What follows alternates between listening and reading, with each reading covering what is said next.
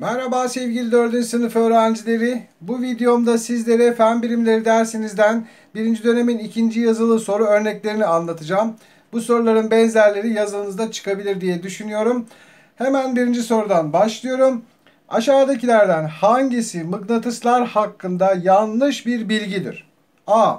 Mıknatısın iki kutbu vardır. Bu doğru bilgi. Mıknatıs suyun içinde çekme özelliğini kaybeder. İşte bu yanlış bilgi. Biz de bunu arıyoruz. Çünkü mıknatıs suyun içinde de çekmeye devam eder. Özelliğini kaybetmez. C'ye bakalım, tabi diğerlerini kontrol edelim. Mıknatıslar her metali çekmez. Bu doğru. Sadece demir, nikel ve kobalt olanları çekiyor. D. Mıknatıs tahtayı çekmez. Bu da doğru bilgi. Geçelim 2'ye. Aşağıda bazı durumlar ile kuvvetin cisme olan etkileri eşleştirilmiştir. Yapılan eşleştirmelerden hangisi yanlıştır? Durağa yaklaşan otobüs hızlanır diyor. İşte bu yanlış, çünkü durağa yaklaşıyor. Yavaşlaması gerekir. Yolcu alacak yani. O zaman A'yı işaretleyelim. Biz bunu arıyorduk. B'ye bakalım. Sağa dönen araba yön değiştirir. Doğru. Sıkılan hamur şekil değiştirir. Doğru. Kalkış yapacak olan uçak, o da hızlanır. Geçelim 3. soruya. Mıknatıslar aşağıdaki şekillerde yaklaştırılırsa ne olur diyor. Şimdi şu iki mıknatıs birbirine yaklaşıyorlar. Bakın farklı kutuplar olduğu için birbirini çeker bunlar. Çeker yazalım. İkinci durumda ise bakın aynı kutuplar bir araya geldiğinde o zaman birbirini iter. Cevabımız bu kadar. 4. İki eş parçaya bölünen bir mıknatıs için aşağıdakilerden hangisi doğrudur diyor. İki parça da mıknatıslık özelliğini korur. Bu doğru bilgi. Yani mıknatıs bölünse bile, parçalansa bile yine mıknatıslık özelliği kaybetmez yani. Bunu işaretleyeceğiz de diğerlerine bakalım. Her iki parça da mıknatıslık özelliğini kaybeder. İşte bu yanlış. Zaten yukarıdakiyle tam tersi yani. İki parçanın da tek kutbu vardır. Yanlış. Mıknatıs bölündüğünde bile yine iki tane kutup olur. Bölünen parçalarda da. İki parça da çekme özelliğini kaybeder diyor. Bu da yanlış. Ne yapacağız? Tabii ki A şıkkını işaretleyeceğiz ve diğer soruya gideceğiz. 5. soru. Ömer hareket halindeki oyuncak arabaya hareketi yönünde kuvvet uyguluyor. Arabanın hareketinde aşağıdaki durumlardan hangisi gözlenir? Yani araba bu şekilde, hareket yönü bu şekilde ilerliyor. Ömer kuvvet yönü arkadan, yani Ömer de aynı yönde kuvvet uyguluyor. Ne olur? Tabii ki araba hızlanır yani. O yüzden cevap A şıkkı olacak. Diğerleri uygun değil. 6. Aşağıdaki eşleştirmelerden hangisi yanlıştır? Tuz protein, elma vitamin, et protein, makarna karbonhidrat. Evet, B, C ve D şıkları doğru. Ama A şıkkı tuz protein değil. O yüzden cevap A şıkkı olmalı. Tuz ve mineraller biliyorsunuz ayrı grupta inceliyoruz zaten. Yani protein olarak değil. A şıkkını işaretledik. 7. soruya bakalım. Maddenin cisimler üzerinde çeşitli etkileri vardır. Bu etkiler yavaşlama, hızlandırma, şekil değişikliği, yön değiştirmedir. Aşağıda verilen durumlardan hangisinde farklı bir etkiden bahsedilmiştir? Oyun hamurundan kelebek yapmak, annemin mayaladığı hamurdan poğaça yapması, bardağın yere düşünce kırılması, viraja giren araba. Şimdi bakın A, B ve C şıkkında şekil değişikliği söz konusu. Yani oyun hamurundan işte kelebek yapılıyor, hamurun şekli değiştiriliyor. Buradaki hamurdan da poğaça yapılıyor, yine şekil değişikliği oluyor. Bardak yere düşünce kırılıyor ve yine şekli değişiyor. Ama viraja giren arabada şekil değişikliği söz konusu değil. Burada bir dönme, yön değiştirme hareketi var yani. 8. Maddenin ölçülebilir özellikleri hangi seçenekte doğru verilmiştir diyor. Tat, renk, kütle, berklik, hacim, kütle, hacim, koku. Evet, maddenin özellikleri tabii ki kütle ve hacim. Yani cevap C şıkkı oluyor. 9. Aşağıdakilerden hangisi sigara için yanlış bir ifadedir diyor. Sigara kullanmak aile ve ülke ekonomisi için zararlıdır. Bu doğru. Birçok zehirli kimyasal içerir. Bu da doğru. Az içildiğinde zarar vermez. İşte bu yanlış. Az da içilse, çok da içilse zarar veriyor. C'yi işaretleyelim. İçeriğindeki nikotin bağımlılığa neden olur. Bu da doğru. 10. Aşağıdakilerden hangisi yanlıştır? A. Hareketli bir cisim kuvvetin etkisiyle yavaşlayabilir. Doğru. Kuvvet uygulanan her cisim şekil değiştirir. İşte bu ifade yanlış. İşaretleyelim. Örnek verelim. Mesela bir masa. Ben buraya elimle biraz kuvvet uyguladığım zaman şekli değişmiyor.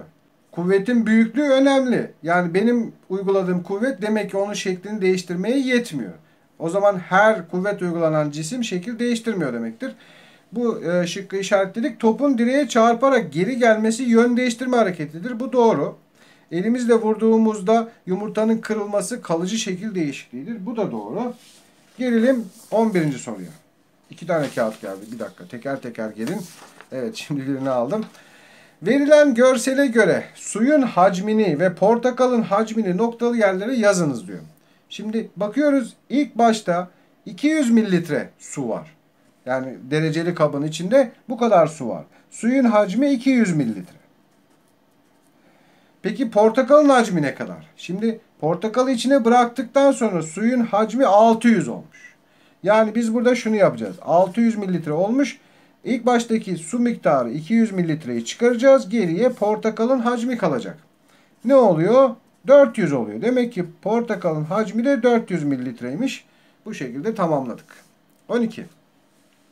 Su, toz şeker, zeytinyağı ve un var. Yukarıda verilen maddelerden hangileri sıvı olmadıkları halde konuldukları kabın şeklini alır. Yani küçük taneli maddelerden bahsediyor burada. Şimdi su ve zeytinyağı zaten sıvı halde.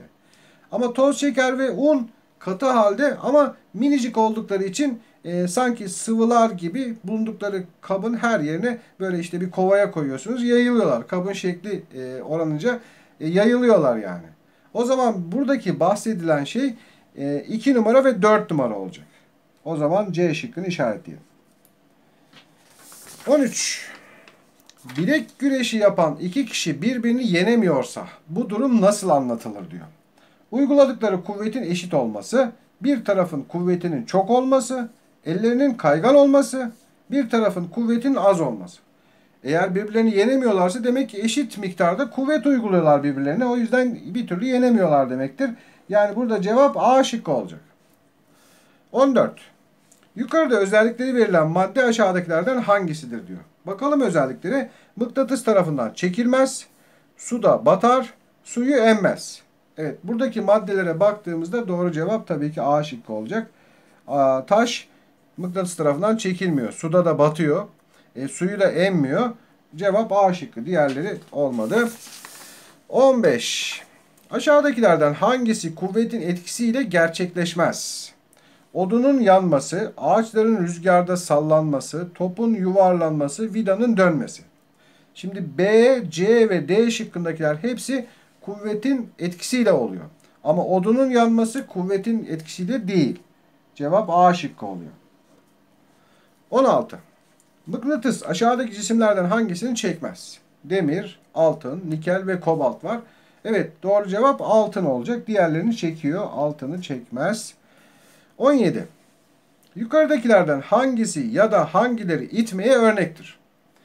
Çekmeceyi açmak diyor. Şimdi çekmeceyi açmak için ne yapıyoruz? Tutup çekiyoruz değil mi? Bu çekme. Bunu istemiyoruz. Arabanın kapısını dışarıdan kapatmak. Evet, bu itmek. Arabanın kapısını itiyoruz ve kapatıyoruz. Bebek arabasını sürmek. Bu da bebek arabasını tutup ileriye doğru sürmek. Yani itmek. 2 ve 3 numara oluyor o zaman bizim burada cevabımız. Yani A şıkkını işaretledik. Geldik 18. ve son soruya. Yukarıdaki resimlere göre boşlukları doldurunuz diyor. Neler var resimlerde? İlk başta boş bir tüp var ve 7 kilogram.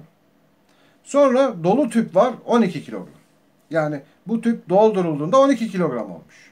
Şimdi tüpün darası kaç kilogramdır diyor. Dara demek yani içi boşken ölçülen miktar demek.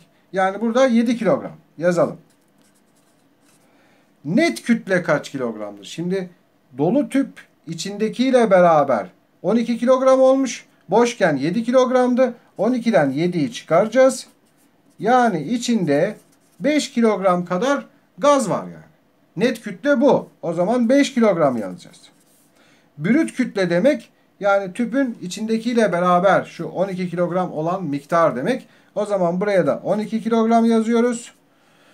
Umarım sizlere yararlı bir ders olmuştur. Her zaman olduğu gibi iyi çalışmalar, derslerinizde başarılar diliyorum. Başka derslerde görüşmek ümidiyle, hoşça kalın.